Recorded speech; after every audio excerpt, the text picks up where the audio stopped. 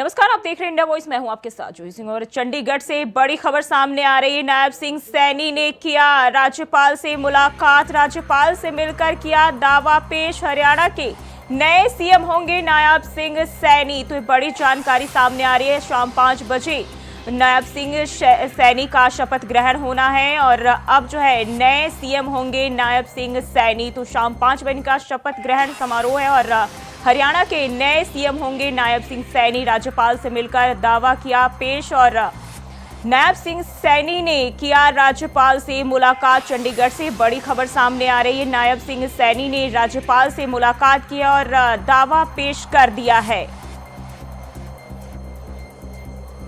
तो नायब सिंह सैनी ने राज्यपाल से मुलाकात किया और मिलकर दावा पेश किया है। हरियाणा के नए सीएम होंगे नायब सिंह सैनी। चंडीगढ़ से बड़ी खबर सामने आ रही। नायब सिंह सैनी ने किया राज्यपाल से मुलाकात, राज्यपाल से मिलकर दावा पेश कर दिया है। हरियाणा के नए सीएम के रूप में पदभार ग्रहण करेंगे। शाम को 5 बजे शपथ ग्रहण समारोह किया जाएगा और फिलहाल जो है राज्यपाल से मिलकर दावा पेश कर दिया है।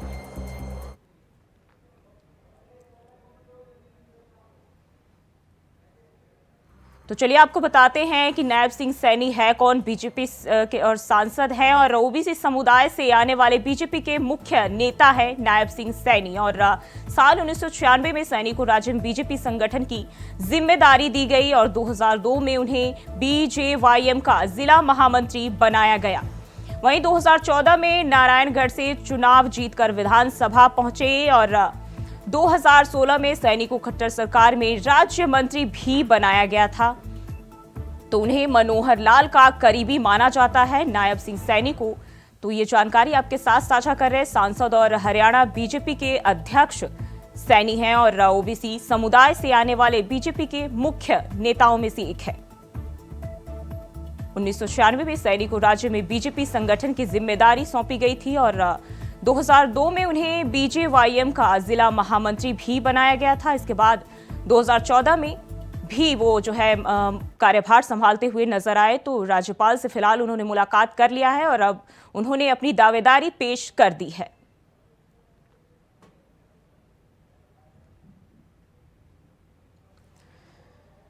तो नायब सिंह सैनी ने राज्यपाल से मुलाकात कर ली है और राज्यपाल से मिलकर उन्होंने दावा पेश कर दिया है।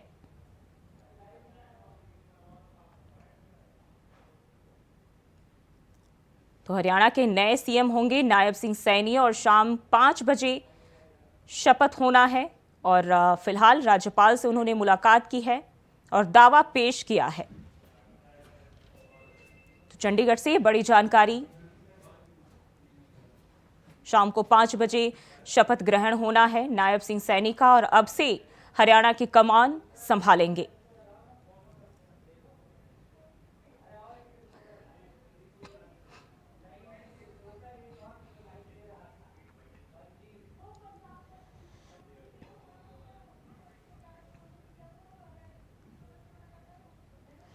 और एक और बड़ी जानकारी सामने आ रही है। हरियाणा की सियासी हलचल से जुड़ी बड़ी खबर।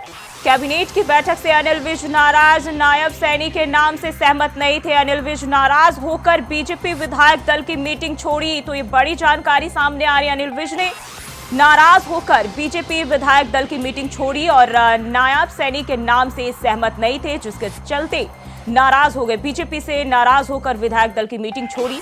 तो ये बड़ी जानकारी सामने आ रही है। अनिल विज जो है कैबिनेट की बैठक से नाराज हो गए और हरियाणा की सियासत से जुड़ी ये बड़ी खबर सामने आ रही है। कैबिनेट की बैठक से अनिल विज नाराज हो गए और नायब सैनी के नाम से सहमत नहीं थे, जिसके चलते बैठक से नाराज होकर बाहर निकल गए। तो ये बड़ी खबर सामने आ रही। नाराज होकर बीजेपी विधायक दल की मीटिंग से बाहर आ गए। बताया जा रहा है नायब सैनी के नाम से सहमत नहीं थे अनिल विज और इसके चलते बैठक में जो है उनकी नाराजगी देखने को मिली और इस दौरान वो बीजेपी से नाराज होकर बाहर निकल आए।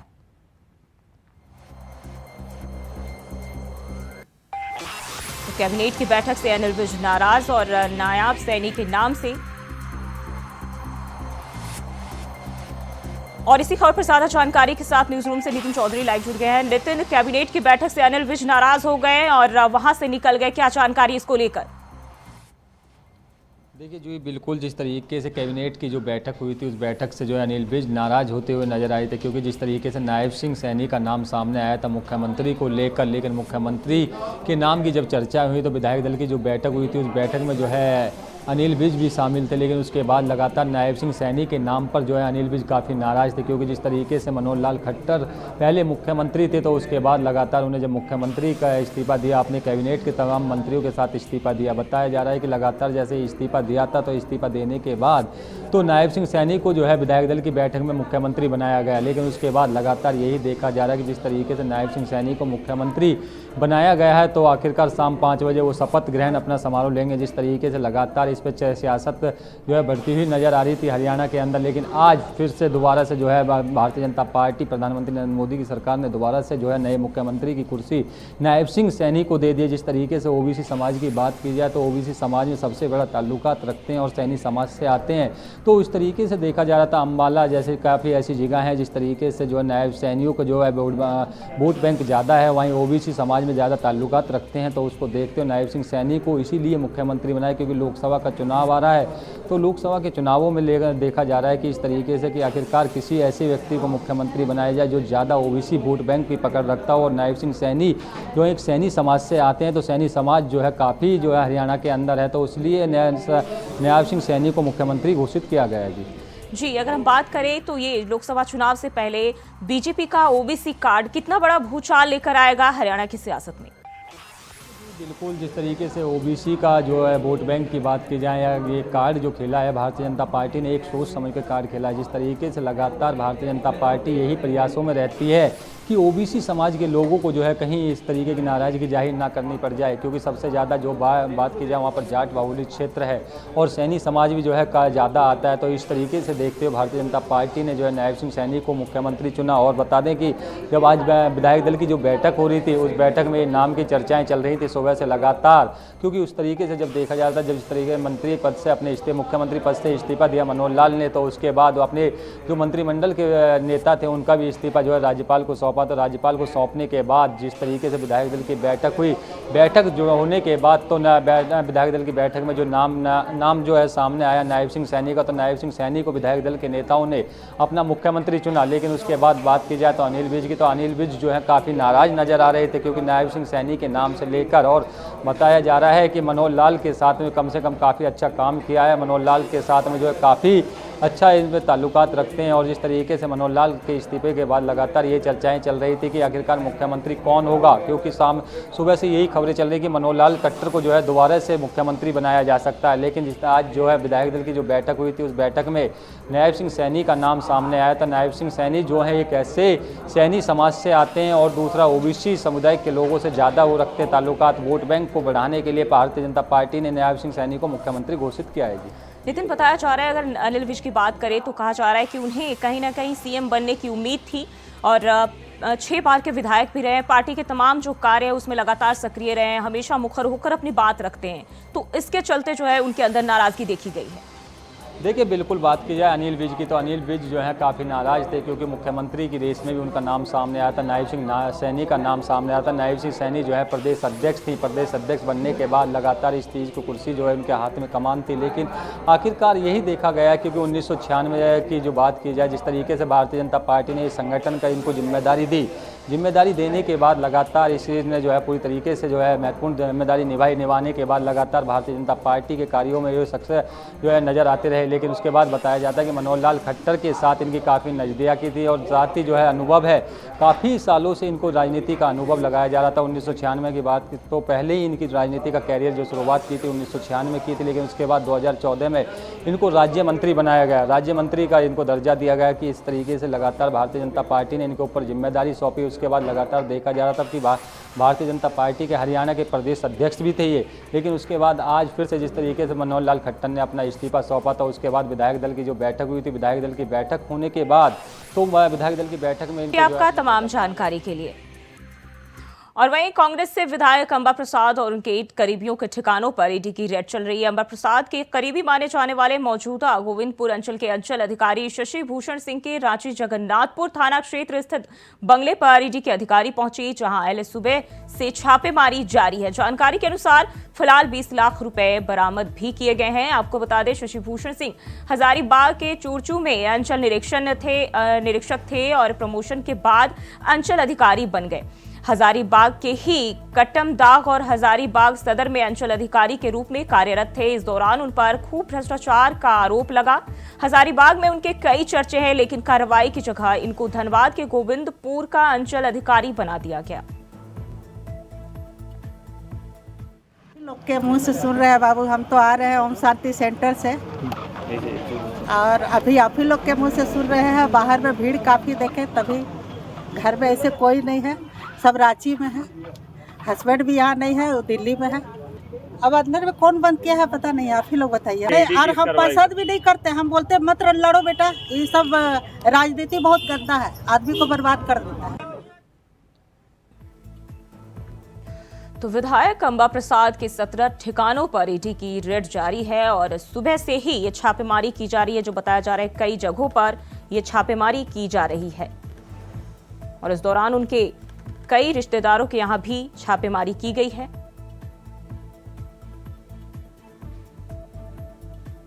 बताया जा रहा है, इस छापेमारी के दौरान 20 लाख रुपए कैश भी बरामद किए गए हैं।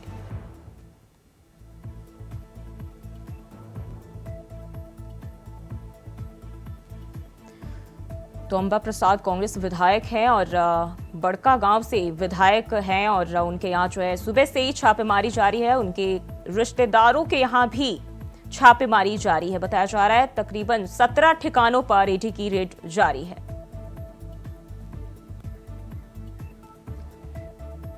और इसी खबर पर ज्यादा जानकारी के साथ रांची से अजय कुमार पांडे हमारे साथ जुड़ गए हैं। अजय, क्या अपडेट है छापेमारी को लेकर? देखिए, ईडी सुबह ही आज दस्तक जो कांग्रेस के विधायक हैं अंबा प्रसाद, उनके करीबियों के यहाँ लगातार ईडी भी छापेमारी की है और अभी तक छापेमारी चल रही है। और जो अंचल अधिकारी हैं शशि भूषण सिंह, उनके रांची आवास से जो छापेमारी की गई, छापेमारी में 20 लाख रुपए से अधिक रुपए बरामद किए गए हैं। लेकिन इस पर अभी तक लगातार पूछताछ के लिए दस्तावेजों की जांच की जा रही है और लगभग जो भी उनके जो अंबा प्रसाद के जो करीबी हैं और उनके यहाँ लगातार छापेमारी की जा रही है। और इसी बीच में जो उनके अंबा प्रसाद की जो माता हैं, वो इसी बीच में जब उनको ये सूचना मिली कि उनके घर पे ईडी की दस्तक दी है, तो वैसे में वो मिलने के लिए गए थे। हालांकि उनके सुरक्षा कर्मियों ने उन्हें रोका है और इस पर उनका बयान भी आया है कि ये राजनीतिक प्रेरित है और मैं इसे राजनीतिक से मैं बाहर रखती हूँ। जी, अगर बात करें तो क्या अधिकारियों की अंबा प्रसाद से कोई संपर्क हो पाया है? जी देखिए, अभी तक लगातार उनके यहाँ छापेमारी चल रही है और अभी तक जो अंबा प्रसाद से जो मुलाकात की बात है, जो सामना की बात है, वो अभी तक वो सामने नहीं आई है। लेकिन ईडी जो उनके दोनों आवास, जो सरकारी आवास है, उनका निजी आवास, दोनों जगह पर उनकी छापेमारी चल रही है। और उनके जो भी करीबी हैं, ये मामला कि कोयला और बालू और जमीन से संबंधित का मामला है और इसी पूरी जो भी ईडी है उसके दस्तावेज और तमाम चीजें संपत्ति जो उनके पीएमएल के तहत जो कार्रवाई जो की जा रही है, वो पूरी की पूरी जांच पड़ताल अभी तक फिलहाल ईडी अभी तक 6 से अधिक हो गए हैं और लगातार ईडी की जो है वो पड़ताल जारी है। जी, वही बताया जा रहा है कि शशि भूषण सिंह जो है, जब वो अधिकारी के पद पर कार्यरत थे, उस दौरान भी उन पर कई सारे भ्रष्टाचार के आरोप लगे। तब से लेकर अब तक उन पर कोई कार्रवाई पहले क्यों नहीं की गई? देखिए, वो शशि भूषण जी इसके पहले हजारीबाग में प्रस्थापित थे और वो उनपे कई संगीन मामले, मतलब पैसे का लेन देन और तमाम जो जमीन माफिया हैं उनसे जुड़े हुए कई उनसे शिकायतें सरकार को मिली थी। लेकिन उनके बदले उनकी कार्रवाई के एवज में उनको धनबाद के गोविंदपुर का अंचल अधिकारी बना दिया गया। तो कहीं न कहीं सरकार पर यह सवाल खड़ा हो रहा है कि जो अधिकारी उनसे शिकायतें आ रही है, उन शिकायतों की कार्रवाई की वजह पे उनको उस हिसाब से उनको प्रमोट किया जा रहा है। तो ये शिकायतें ईडी को मिली है और ईडी उनके दरवाजे पर दस्तक दी है और उसने जो कार्रवाई में छापेमारी में जो कैश बरामद किए गए हैं, अब निश्चित रूप से इनके कई परत खुलेगा। जो आज की ईडी की जो कार्रवाई है, मुझे लगता है कि कई और अधिकारी इसके रडार में आएंगे। कई उनकी जो सत्ता के रसूख रखने वाले जो व्यक्ति सत्ता के इर्द गिर्द जो रह रहे हैं, और उनकी लिस्ट भी फरिश्त जो सामने आएगी अब। जी, बहुत बहुत शुक्रिया आपका तमाम जानकारी के लिए। और बात करते अगली खबर की। सीए पर राजनीति गर्म, कानून को लेकर प्रशासन अलर्ट। सीए पर बोले गृह मंत्री अमित शाह, हमने शरणार्थियों को सम्मान दिया। तो अमित शाह ने कहा है कि हमने शरणार्थियों को सम्मान दिया, शरणार्थियों को अधिकार मिला। सीए संविधान निर्माताओं का वादा था। तो अमित शाह की ओर से ये बयान दिया गया है जिसमें उन्होंने कहा है सीए संविधान निर्माताओं का वादा था और हमने शरणार्थियों को अधिकार दिया है इसको लागू करके। तो अमित शाह, गृह मंत्री अमित शाह का ये बयान सामने आया है सीएए को लेकर। और कानून को लेकर बात करें तो प्रशासन अलग अलग जगहों पर पूरी तरह से अलर्ट है और सीएए पर राजनीति भी गर्म होती दिखाई दे रही है। तो गृह मंत्री अमित शाह ने कहा है कि हमने शरणार्थियों को सम्मान दिया है और ये संविधान निर्माताओं का जो है ये एक सपना था जिसे हमने पूरा किया है।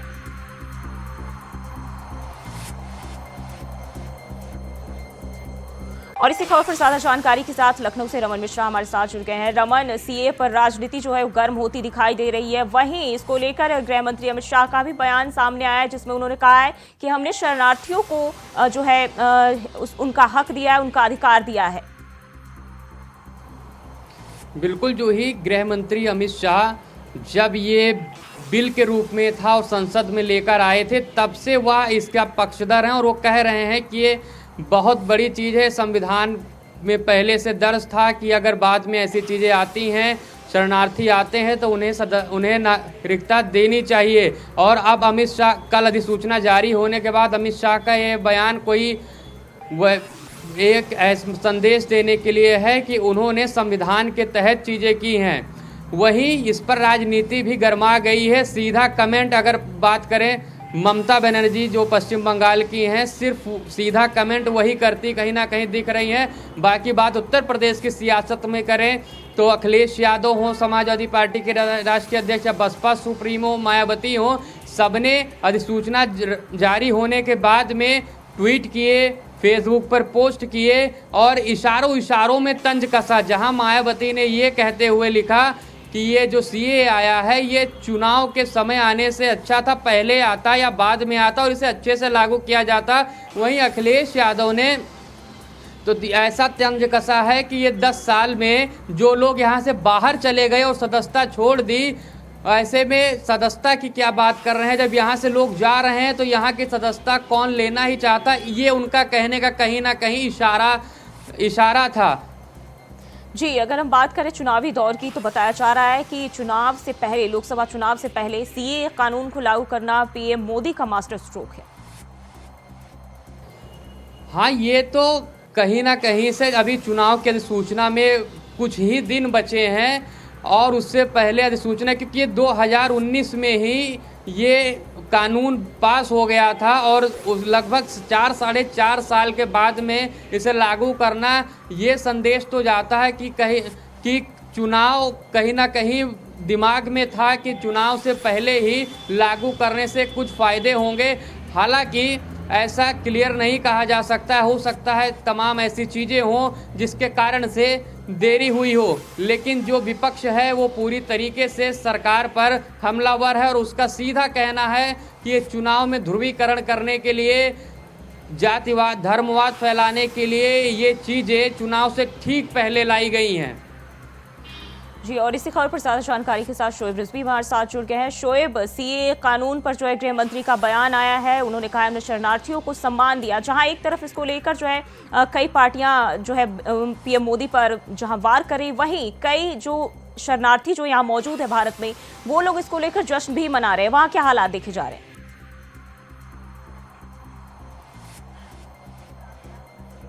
शोएब, आवाज मिल पा रही है आपको? जी, लगता है संपर्क टूट गया, दोबारा से जोड़ने की कोशिश करेंगे। और रमन, अगर बात करें पीएम मोदी की तो कहीं ना कहीं मोदी की गारंटी जो है चुनावी दौर में ही पूरी होती हुई दिखाई देते हैं, तो क्या इसके जरिए जो वोटर है उनको साधने की कोशिश की जाती है? आपको बता दें कि 2019 में ही राम मंदिर का फैसला आया था और 2024 चुनाव से पहले, ठीक पहले मंदिर का भव्य उद्घाटन हुआ। वहीं सीए का जो कानून था 2019 में ही लगभग तैयार बन गया था, लेकिन 2024 से पहले वह जारी हुआ, उसकी अधिसूचना जारी हुई। ऐसे तमाम मुद्दे हैं जो चुनाव से ठीक पहले सामने आ रहे हैं, कुछ कानून के रूप में कुछ फैसले और तमाम परियोजनाएं आ रही हैं। तो ये तो क्लियर है, आज नहीं ये हमेशा होता आया है कि जो सरकारें होती हैं वो चुनाव से पहले तमाम तरीके के फैसले लेती हैं जो उन्हें चुनाव में फ़ायदे, जिनसे उन्हें लगता है कि इससे चुनाव में उनको फ़ायदा होगा।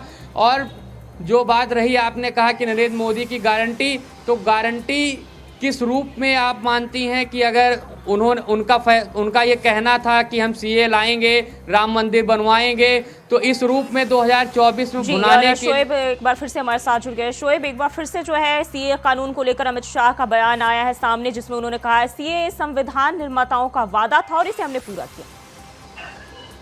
बिल्कुल, निश्चित तौर पर भारतीय जनता पार्टी की बात अगर करें तो उसने अपने घोषणा पत्र में भी इस बारे में जिक्र किया था। और कहीं ना कहीं अब जिस तरह से ये सीए जो लागू कर दिया गया है, इसको लेकर के अब अलग अलग राजनीतिक दलों से प्रतिक्रियाएं भी आने लगी है। भारतीय जनता पार्टी जहां इसको जो अपना वादा किया था वो निभाने जैसी स्थिति बता रही है, वहीं दूसरे लोग इस पर अपनी टिप्पणियां अलग तरीके से कर रहे हैं। हालांकि जिस हालात में जिस समय ये ऐलान किया गया है उसको लेकर जरूर चर्चा हो रही, क्योंकि लोकसभा का 2024 का चुनाव बस सर पर है। किसी भी दिन आचार संहिता लग सकती है, चुनाव की तिथियों की घोषणा हो सकती है। उससे पहले जिस तरह से एक तरह से मास्टर स्ट्रोक की तरह इसका ऐलान किया गया, इसकी सूचना दी गई, उसके बाद से अब इस पर चर्चा भी शुरू होगी। हालांकि अगर खाली उत्तर प्रदेश की बात करें तो प्रशासनिक तौर पर अलर्ट की घोषणा भी कर दी गई थी, सुरक्षा के पुख्ता इंतजाम किए गए हैं, अलग अलग क्षेत्रों में जो पुलिस है उसकी गश्त बढ़ाई गई।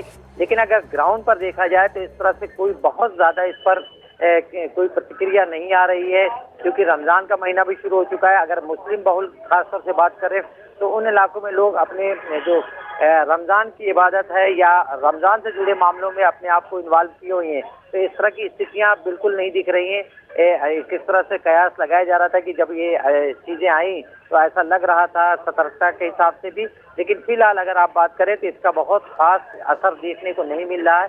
इतना जरूर है कि भारतीय जनता पार्टी ने जो वादा किया था, जो उनकी तरफ से कहा जा रहा है, वो जरूर पूरा किया। और पिछले दिनों भी गृह मंत्री अमित शाह ने इस तरह से बात कही कि जल्दी सीए को ले आएंगे। और अब उनकी तरफ से जी शोएब, हमने देखा कि जब से इस कानून का ऐलान किया गया, इसको लागू करने की बात जो है वो सामने आई है, तब से पुलिस प्रशासन भी पूरी तरह से अलर्ट है। अलग अलग जगहों पर जाकर जो लोग हैं उनसे शांति व्यवस्था बनाए रखने की अपील कर रहे हैं।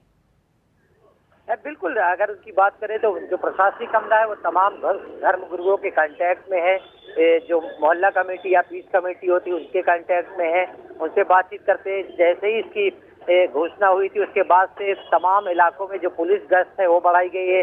जो राजपत्रित अधिकारी है, यानी अधिकारी स्तर के जो अधिकारी हैं, उनके साथ जो पुलिस की टीम है अलग अलग इलाकों में गश्त करती हुई नजर आई। खासतौर से उन इलाकों में जो सेंसिटिव इलाके माने जाते हैं, मुस्लिम बहुल इलाकों में, क्योंकि त्योहार भी चल रहा है, त्योहार का भी महीना है, तो ऐसे में पहले से ही पुलिस की सतर्कता थी। उत्तर प्रदेश सरकार ने पहले भी त्योहार को देखते हुए तमाम सतर्कता के निर्देश दिए थे। अब जब ये सीए लागू हो गया तो उसके बाद कहीं ना कहीं सुरक्षा और सतर्कता और बढ़ाई गई है। लेकिन अगर ग्राउंड पर बात करें तो इस मामले में बहुत ज्यादा कोई रिस्पांस नहीं दिख रहा है लोगों में, इसमें बहुत ज्यादा कोई कोतूहल भी नहीं दिख रहा है। हाँ, ये जरूर है कि राजनीतिक रूप से बहसबाजी जरूर शुरू हो गई है। अब 2024 का जो चुनाव है उसमें इसका किसको फायदा किसको नुकसान होगा, इसका जरूर इंतजार करना पड़ेगा। जी, बहुत बहुत शुक्रिया आप दोनों का तमाम जानकारी के लिए। और फिलहाल के लिए बुलेटिन बस इतना ही। खबरों के लिए बने रहे इंडिया वॉइस के साथ।